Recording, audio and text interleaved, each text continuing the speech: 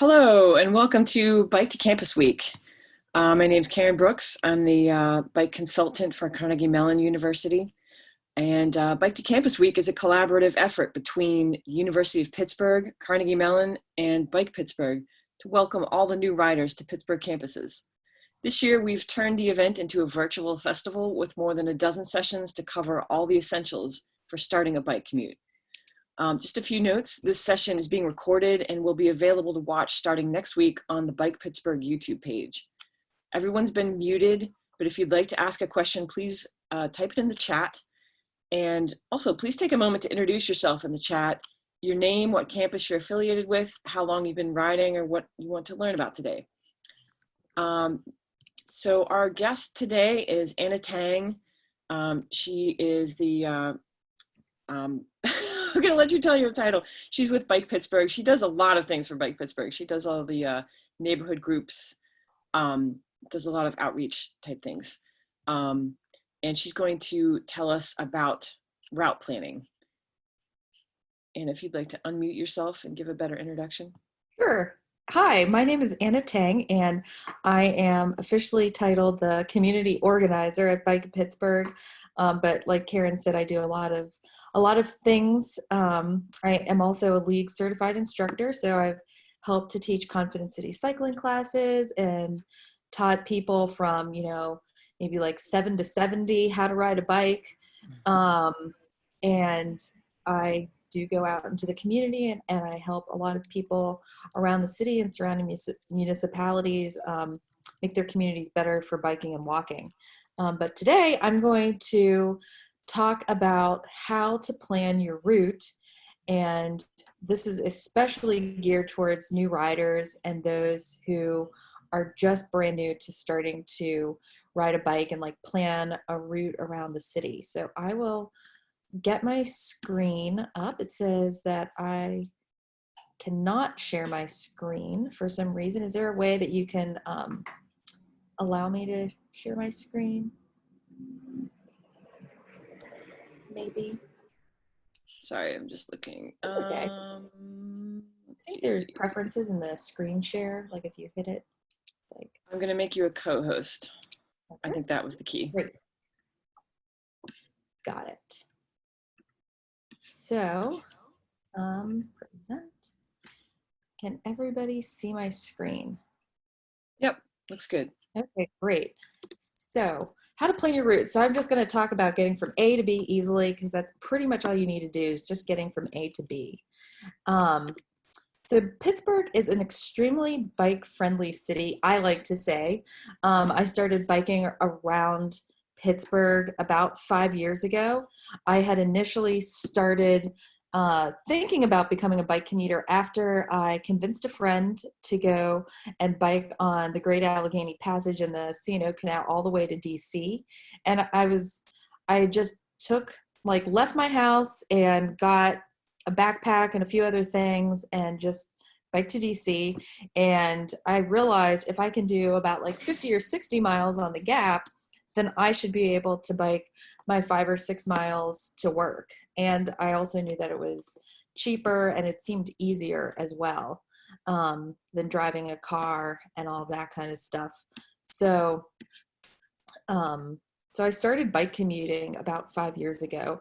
And right now, as of 2019, there are a total of 94 miles of on-street bike infrastructure. And this right here, what you can see is the Pittsburgh Bike Map. I'm going to pull it up a little bit later so we can like get a closer look of it.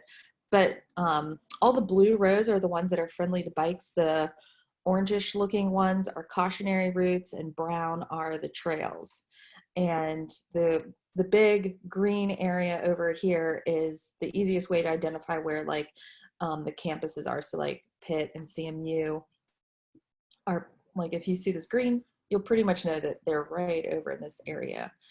So Pittsburgh is a bike-friendly city.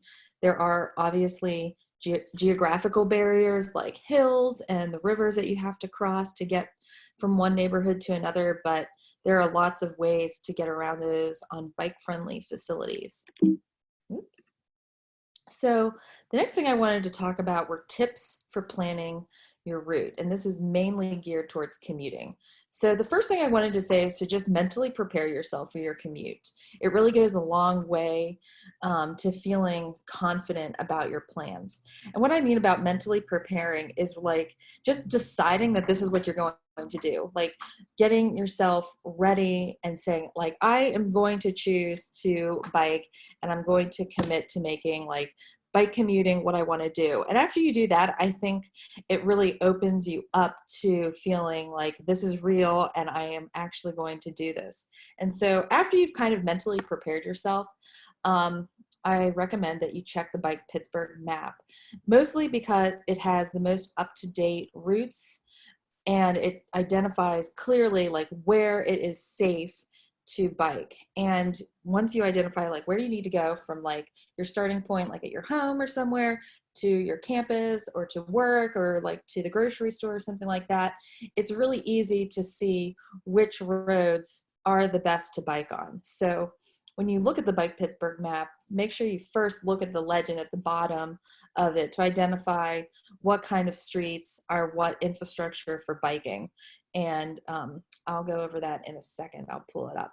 But just making sure that you always have two ways of getting anywhere and two ways of getting back.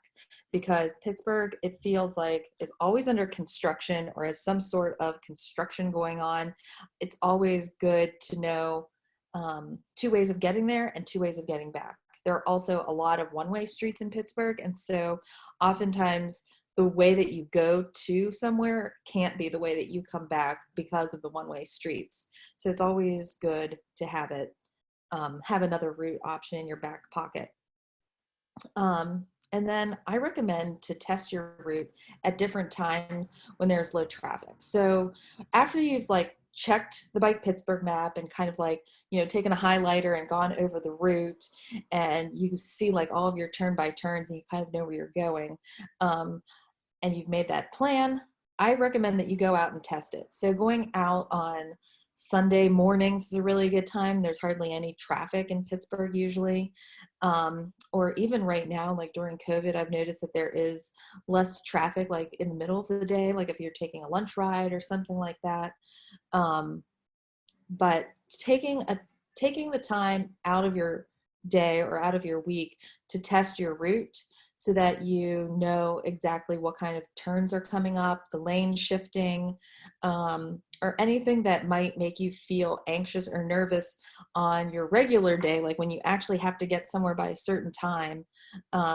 If you have already tested your route out, then you'll know what to expect and like what might be coming up along your trip. So like I said, like Sunday mornings are the best time, I think, to test your route. And always take the bike map with you because it, like every intersection, sometimes you forget, like, is this the place that I need to turn or is it the next block? So for probably the first year or so that I was bike commuting in Pittsburgh and just learning the streets, I had at least one or two bike maps with me at all times. And sometimes I would forget to charge my phone or didn't have that also. So it was really helpful to just have a paper copy that I could keep with me at all times and be able to pull out easily. So yeah, there is, Karen was asking if there's a waterproof version available.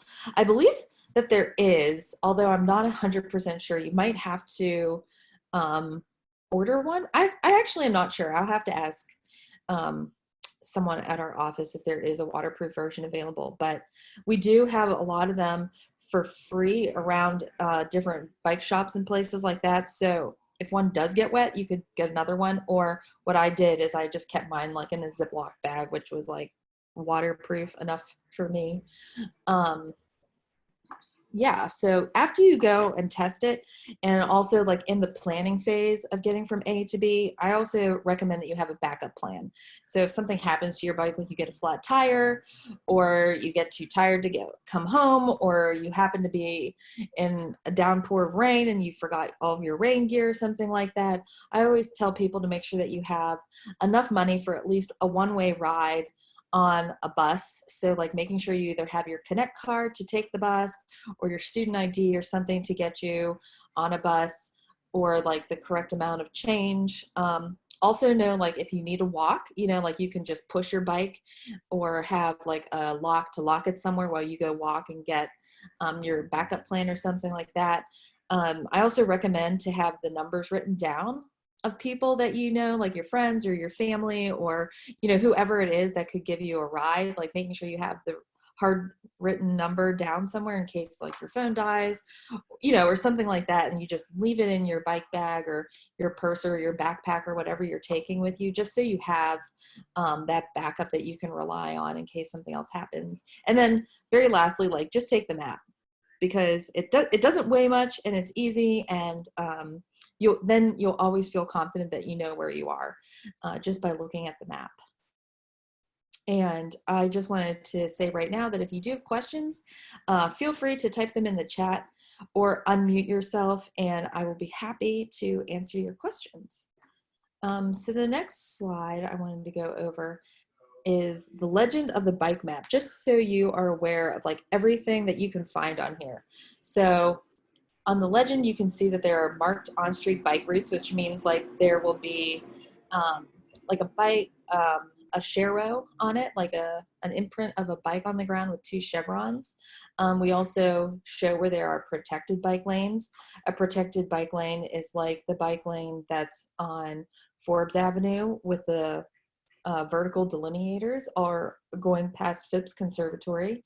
An on-street bike route is also like a sharrow, but it might just be a sharrow. It might not be a bike lane or something like that. A cautionary bike route is an area that is less safe, or it might feel uncomfortable if you're not a very confident city cyclist.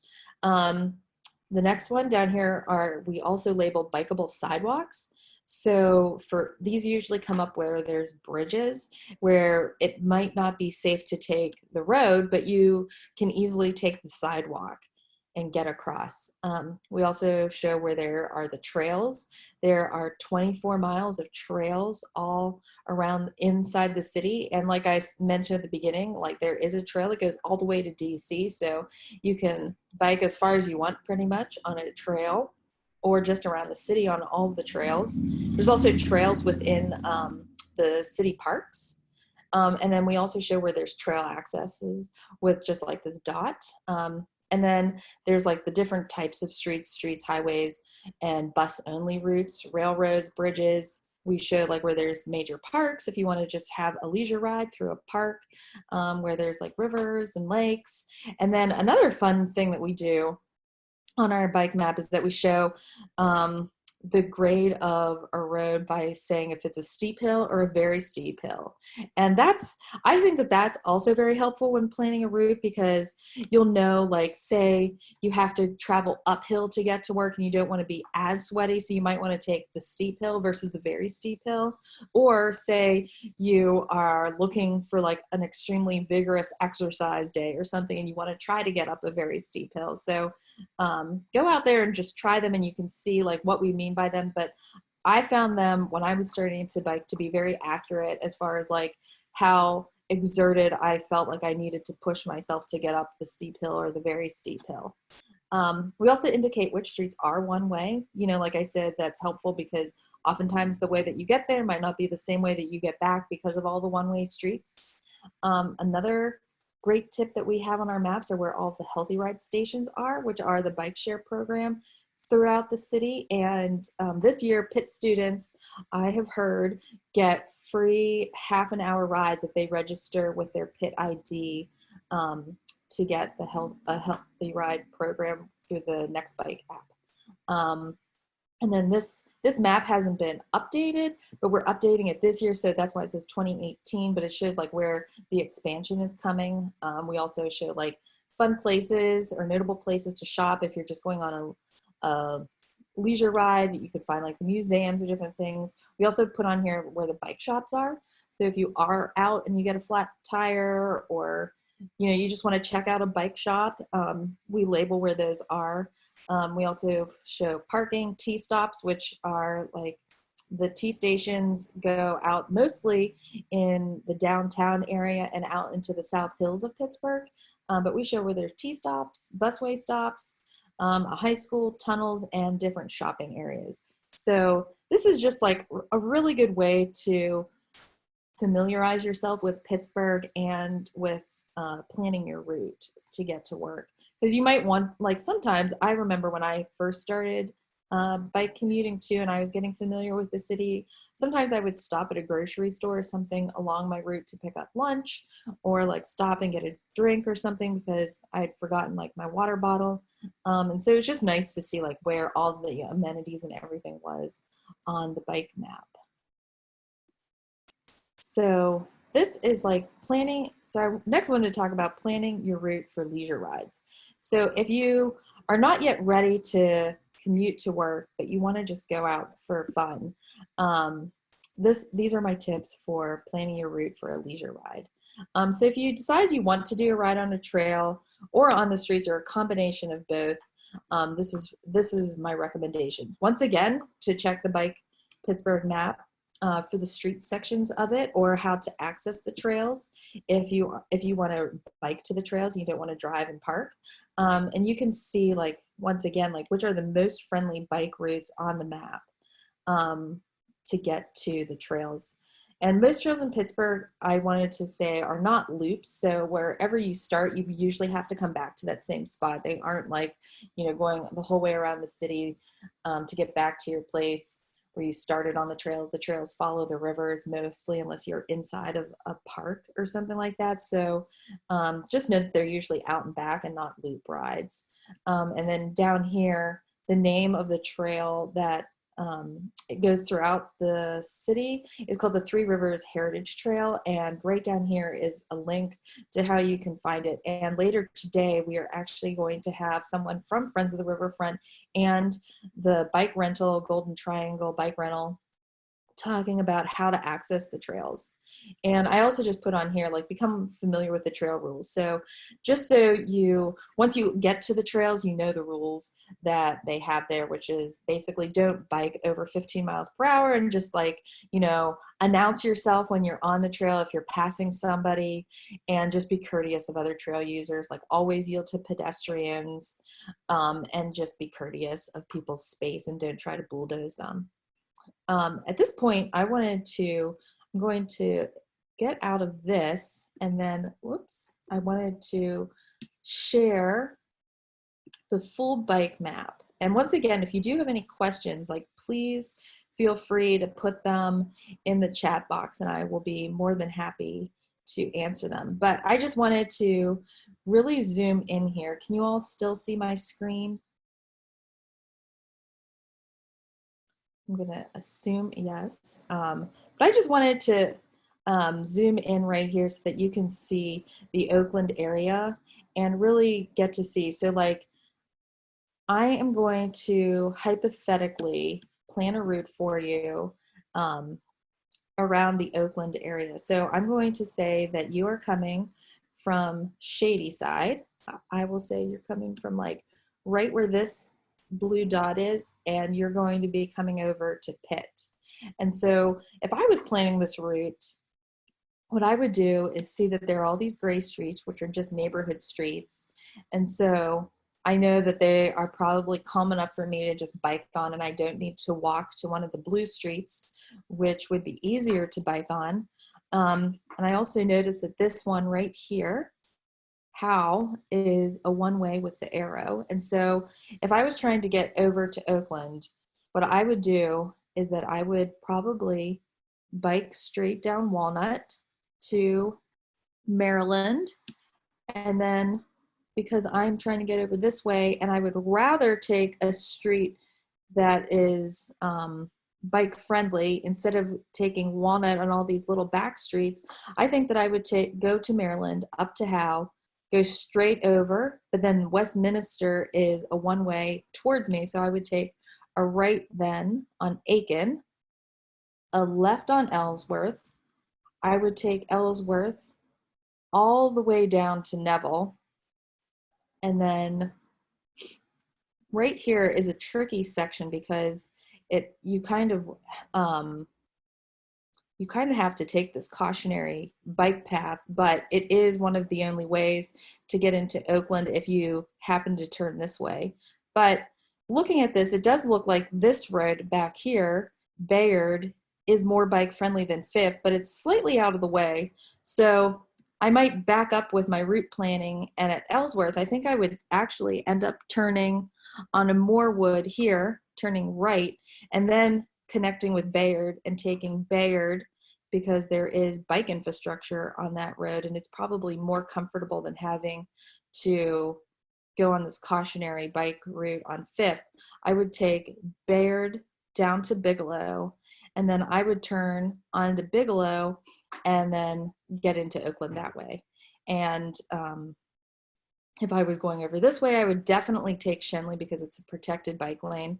There's now a protected bike lane on Forbes too. So if I hadn't planned my route before I was leaving and I was just looking at how I was going and I happened to get on the Fifth, I would only take Fifth for this one block and then get onto Craig and then take the protected bike lane on Forbes to get into Oakland. But going back, this is a one-way street, but this one, you are kind of lucky because you can take the exact same route home because all of the streets are both directions. So starting there, just connecting with all the bike infrastructure, going down Bayard and then coming through. I would feel that that's a pretty good bike route to come into the Oakland area. And if I was going to CMU, for example, I would probably go the same way, but just hit Moorwood and go right into CMU's campus. But yeah, I would also probably test this out on a Sunday or something, or go with a friend and test it out and see how comfortable it felt. I might even walk up to this intersection because it's just one block. I might walk up to there and see how it felt to me. And if I did get stuck there until I was comfortable biking on this section, I think I would probably walk it because I know that there are sidewalks there just to walk on. But that is just kind of how to navigate it. Yeah, so if you don't have the Pittsburgh Bike Map, which is also available online, like you can download it on your phone. Right here, I wanted to bring up and show you that on Bike Pittsburgh's website, you can pull up on our maps and routes page. Like if you go to our resources, then you go to maps and guides, it brings you to this page. And down here, you can download the different bike maps if you are looking for them, you don't happen to have them. And then down here, it also shows you like different bike routes scrolling through on the interactive online map. But to go back to the presentation, the next thing I wanted to talk about is navigation. So obviously, like, you know, you're going to be riding your bike and you're not going to have the bike map, but there are a lot of different ways that you can navigate the city through other means. Obviously, you know, Google Maps, it has a bike route layer, so you can easily just, you know, type in your home address, type in your destination, and then at the very top, you can like toggle over between like a bus, a car, walking directions, and now they have biking. So if you put on that bike layer, it does generally bring up an easy and comparable way to get to where you're going that feels pretty friendly to biking. The city, I believe, does put in all of their bike routes so that they are uploaded and accurate on Google Maps. So if you are planning your route, you can use Google Maps or compare your Google Map directions to the bike map. The nice thing about Google Maps too is that you can virtually take a tour of the street, like just going on the street view and just like keep clicking forward and seeing how the route looks to you. So Google Maps, I probably use that just as much as I use the bike map. I did use the bike map slightly more when I started biking in Pittsburgh, just because I didn't have that great of a phone at the time, to be honest. And so Google Maps, I felt, was my secondary choice to the bike map. but these are just kind of a bunch of navigation apps. So obviously the bike share app, like if you're using the Healthy Ride, which is this one in the middle, it's called Next Bike. And that also has good routes, and it brings up where all of the Healthy Ride stations are. So you can see where the next station is. You can see if there are bikes available at that station, and at all the bike share stations is a little inlay of a bike map too. So like if you do feel lost or you are trying to navigate your way, you can always go to a bike share station and look on their kiosks for a bike map of that particular area. Another app that a lot of cyclists use is called Strava, and that's this one down here. It's also a running app and does other fitness things, but a lot of people use it, and there's one good section of it. It's called a heat map.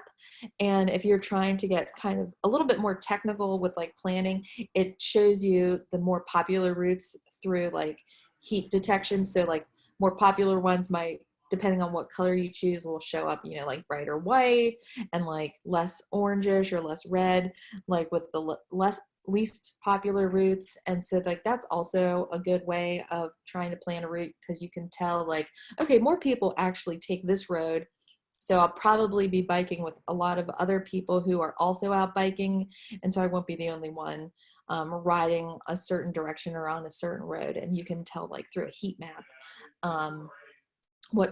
what direction people are going. They also, if you're just going out for a recreational ride, you can see routes that people in your local area have done or join groups of riders on there. And there are different like clubs that you can join. Ride with GPS is another one up here, and that one is very similar to Strava. It gives, you know, your ride data. It doesn't have, I'm not sure if it has a heat map or not, but it's usually used with people who've set up a ride already, and then you just want to follow their directions. So you can get like turn by turn directions on there, as well as like record your own rides and then share those rides with other people.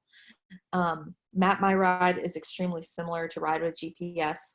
That's down here, and it just basically like does the same thing, gives route suggestions. It also gives what other people have done, like other rides that other people have done like in your area, and you can like look up different groups too.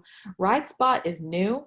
It is a new app through People with Bikes, and it gives local suggestions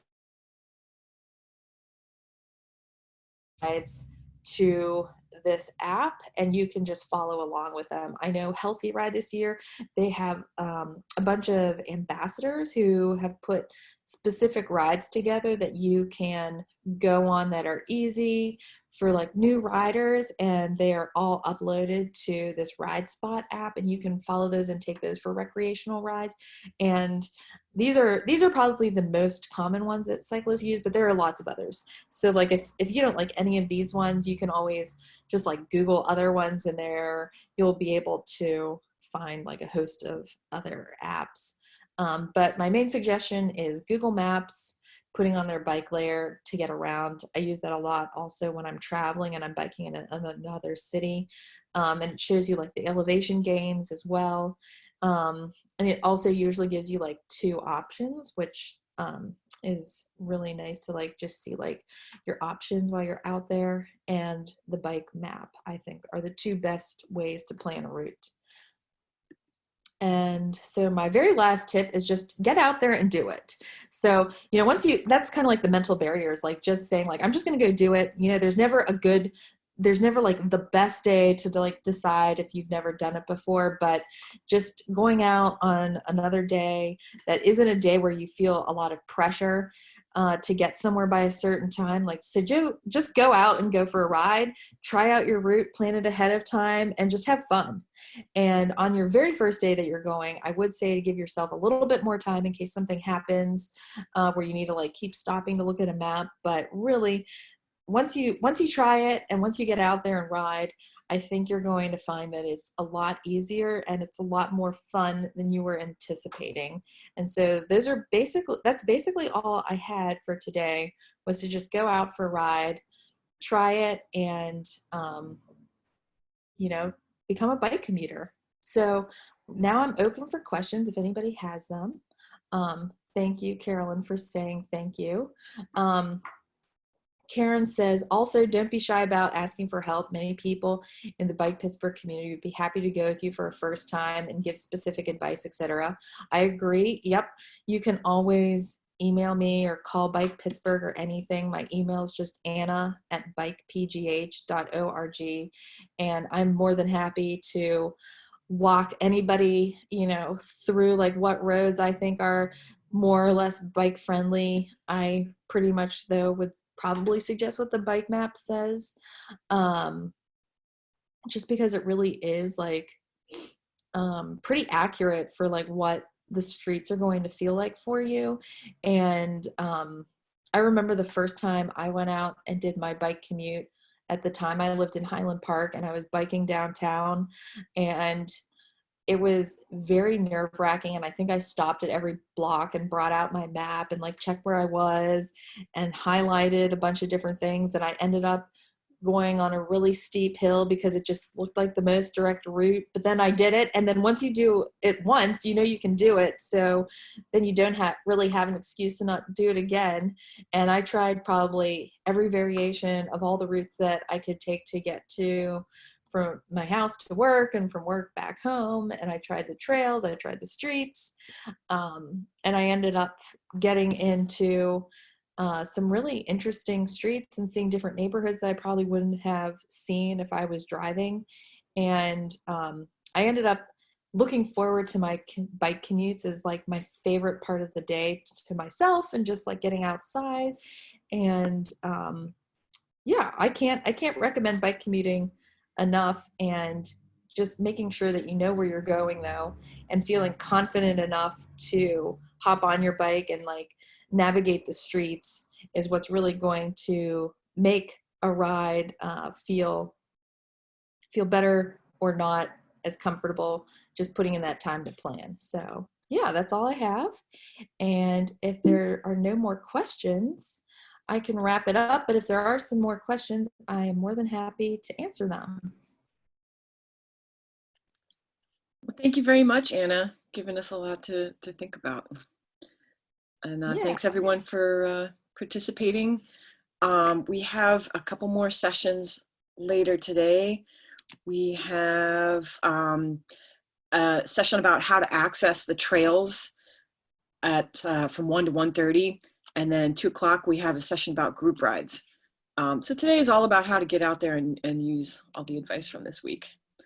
But yeah, thanks very much everyone for joining, and we'll see you out on the streets. See ya.